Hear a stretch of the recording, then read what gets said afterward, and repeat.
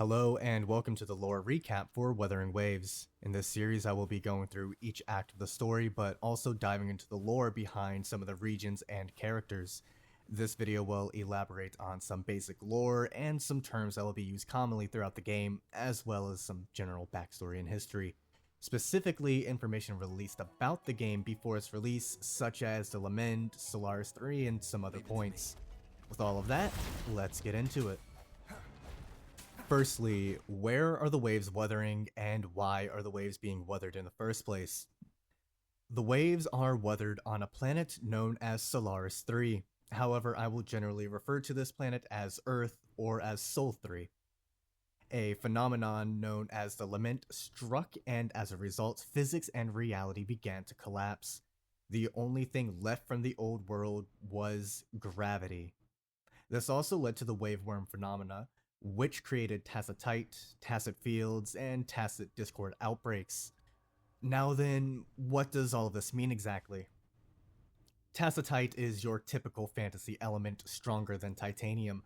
The only way to actually damage these tacit discords is with tacitite weapons or with resonance abilities. This is because tacitite holds what is known as remnant energy, or in other words, pure energy or pure frequencies. Tacit fields essentially give birth to tacit discords. They have inverted Cs and a tacit mark at its location. They can appear within seconds or form over years slowly. Tacit discords are entities created from chaotic frequencies. They desire nothing more than to consume frequencies to continue its own existence, and as a byproduct, they even emulate the emotions and personalities of those they consume. Additionally, when they die, they can leave behind an echo of themselves, which can be absorbed by a device known as a Pangu terminal. The Lament. I mentioned this earlier, but what exactly is it? It's an ongoing event of pure destruction and catastrophe. It's what likely collapsed physics to begin with. It is simply chaos. However, there are people fighting against this extinction level threat. They are known as resonators. What is a resonator exactly? They are individuals who can quite literally resonate with the frequencies of the universe. A resonator can be created artificially, born, or even awakened.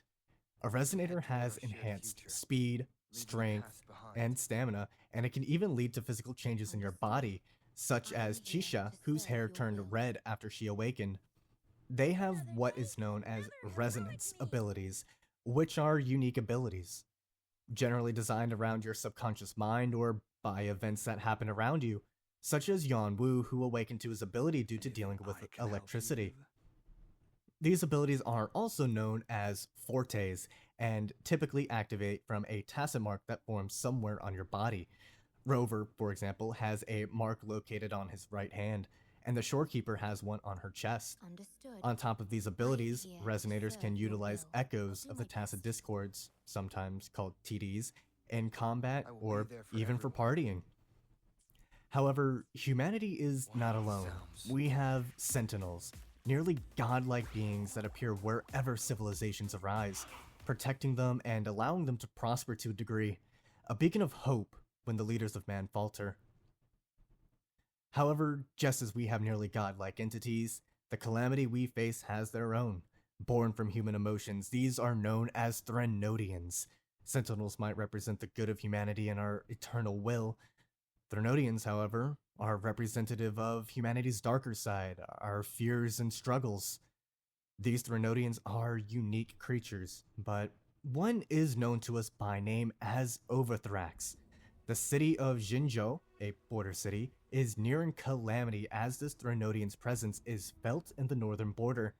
The Midnight Riders, a military faction of the city, consistently protect the citizens of the region from these tacit discords and a possible invasion from them, or from the Threnodian itself. They are led by General Jian.